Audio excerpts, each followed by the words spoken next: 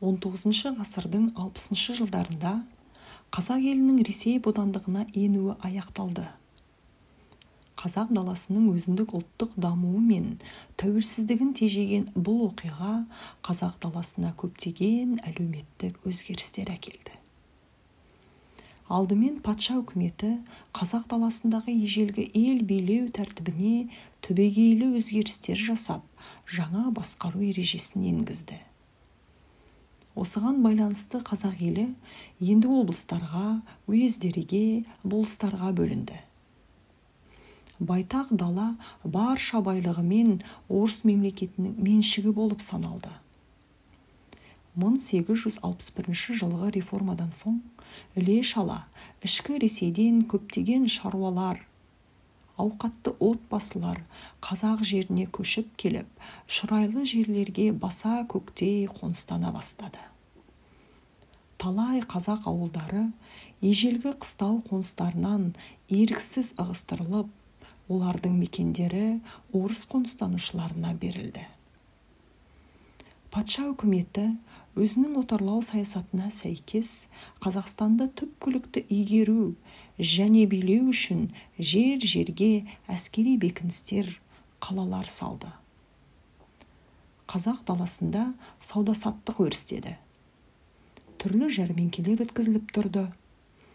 Қазақ тұрмысына сан алуан жаңалықтар, ақша ене бастады. Патша әкімдері жергілікті үстемтап өкілдерімен бірігіп, енді еңбекші халықты бірігіп қанады. Сөйтіп, халықтың халі бұрынғыдан да ауырлай түсті. Жері талауға, өзі екі жақты қанауға ұшырады. Қазақ жерінің орыс патшалығының қарамағына көшуінің жағымсыз қиянатты жақтарымен қатар, әдеби-мәдени мағынада айтарлықтай прогрессивті жақтары да болды. Қазақ елі отаршыл Ресеймен ғана емес, білімді, мәдениетті Ресеймен де танысып, оқуға, өнерге, еуропалық мәдениетке бетбұрыс жасады. Патша ұлықтары мен жергілікті бай шонжарлар ұлт араздығын қоздырып, екі халықтың танысып білісуіне, рухани экономикалық қарым-қатынас жасауына түрлі кедергілер жасап бақты. Алайда, ұлты, діні бөлек болғанымен адамдық мүддесі ортақ.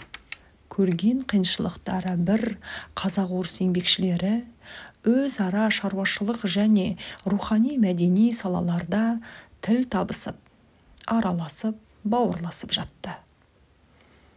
Орыс шаруаларының әсерімен қазақ кедейлері де отырықшылыққа бейімделіп, егіншілікті кәсіп ете бастады. Сайын далада қазақ ауылдары мен орыс селоларының қатары қоныстануы, өндіріс ошақтарына орыс жұмысшылары мен алғашқы қазақ пролетариаты өкілдерінің бірге жұмыс істеуі, мұның бәрі тағдыры ортақ екі халықтың жақындасуының тарихи алғышарттары еді. Бұл достық қарым-қатынас қазақ халқының білімге, өнерге ден қоюына септігін тигізді. Қазақ даласында прогресшіл мәдениет ұшқындарының таралуына жер аударылып келген орыс зиялыларының, ғалымдары мен қаламгерлерінің белгілі дәрежеде әсер ықпалы болды. Патша үкіметі даланы билеу, онда мәңгі орнығу мақсатымен қазақ жерлеріне қалалар, бекіністер салып, оларда орыс қазақ мектептерін ашты. Сөйтіп, жергілікті ұлт арасынан өздерінің отарлау саясатына көмектесетін мамандар, тілмаштар даярлауға кірісті. Бұл мектептердің білім ошақтары ретінде орыс тілі мен мәдениетінің таралуында белгілі дәрежеде прогрессивті маңызы да болды. Ал олардың түлектері патша чиновниктері ойлағандай түгелімен барып отарлау саясатын қолдаушылар қатарын толықтыра қойған жоқ. Олардың арасынан халқының ауыр тағдырына ортақтасып, оның мұратына ғұмырын арнаған талай білімді, парасатты, демократиялық көзқарастағы азаматтар шықты. Соның бірі де бірегейі қазақтың тұңғыш педагог жазушысы Ыбырай Алтынсарин еді. Ол Орынбордағы орыс қазақ мектебінен алған білімін өз халқының қажетіне арнап, қазақ даласында мектептер ашты. Сол мектептер мәдениет, өнер ошақтары ретінде көп жылдар тарихи қызмет атқарып, талай қазақ жастарына білім өнеге берді. Қазақ даласы 19 ғасырдың екінші жартысында Абай аудармалары арқылы ұлы Пушкиннің өлең жырларымен жақынырақ танысты. Пушкин, Лермонтов поэзиясы Абай творчествосының биікке өрлеуіне ықпалын тигізді. Міне мұның бәрі екі халық арасында мәдени, әдеби байланыстың туып қалыптасқанын көрсетеді.